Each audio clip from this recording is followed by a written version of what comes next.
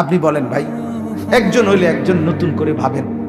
আর কেমনে বললে, আর কত ভাবে বললে আপনি আল্লাহকে চিনতেন, নামাজ পড়তেন, হালাল খাইতেন? কোন এই যে কয়জন যুবক ভাই, কয়েকজন এখানে দাঁড়াইছেন, কয়েকজন এখানে বসছেন ভাই, আমি আপনাদেরকে হৃদয়ের সবটুকু দরদ দিয়ে, আমার বাপ, আমার ভাই, আমার বন্ধু, পর্দার আড়ালের আমার মা, আমার বোন, সবাইকে বলছি, দয়া করে আল্লাহর ওয়াস্তে, আল্লাহর ওয়াস্তে আপনি আরেকবার ভাবেন, আবার ভাবেন।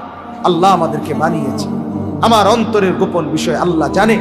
আল্লাহ আমার কাছেই আছে, আমার ডান কাঁধে বাম কাঁধে দুইজন ফেরেশতা আছে, আমার মুখের উচ্চারণ রেকর্ড হচ্ছে, আমার মৃত্যু নিশ্চিত হবে, আমাকে নিশ্চিত হাসরের মাঠে দাঁড়াইতেই হবে।